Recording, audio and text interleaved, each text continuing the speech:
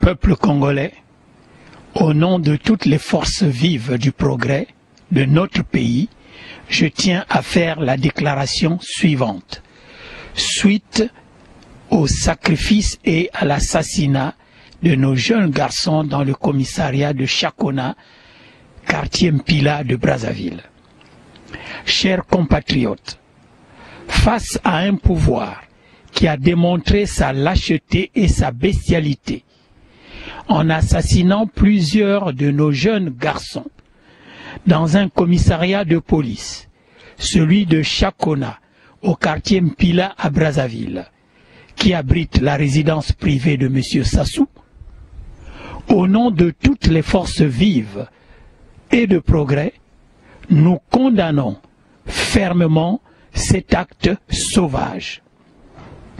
À cet instant, notre pensée va aux familles éprouvées, à qui nous disons que c'est tout le Congo qui se joint à elles pour ce deuil. Cependant, en mémoire de nos jeunes gens qui ont été assassinés et sacrifiés par le pouvoir de M. Sassou Nguesso, ces jeunes sont devenus des martyrs congolais. Nous construirons une place à Brazzaville en leur mémoire.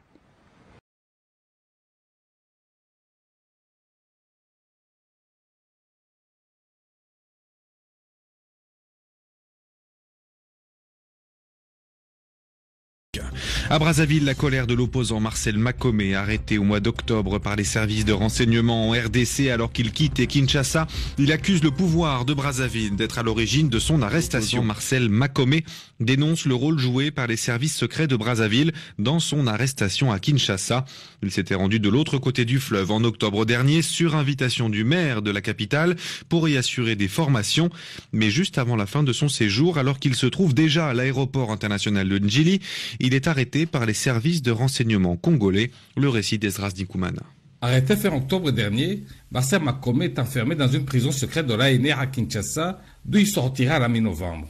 L'opposant congolais qui a également la nationalité française va être relâché, dit-il, grâce aux efforts du consulat français de Kinshasa, mais aussi grâce à l'intervention du président Félix Tshisekedi, son ami, qui va le recevoir avant son départ de Kinshasa, Marcel Makome.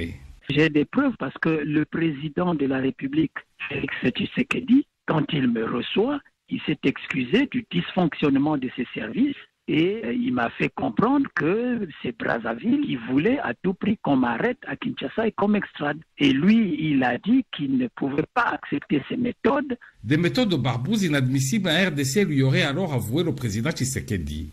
La réaction du porte-parole du gouvernement du Congo-Brazzaville ne s'est pas fait attendre. On n'est pas concerné, s'est exclamé Thierry Mungala. Vous me parlez de quelqu'un qui aurait été ou qui a été interpellé à Kinshasa en République démocratique du Congo. Il a été présenté, si je lis bien ce qui a été dit sur les réseaux sociaux, comme un ressortissant français, arrêté dans un pays qui n'est pas le nôtre. Nous n'avons, sur cette base-là, aucune espèce de commentaire à faire. Thierry Mungala a donc renvoyé la balle dans le camp de Kinshasa.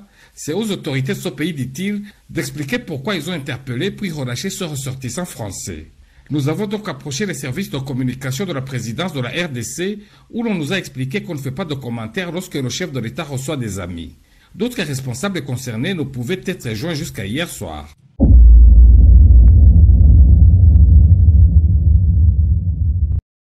Veuillez vous abonner à votre chaîne YouTube Zoom et Focus pour être le premier à recevoir nos nouvelles vidéos.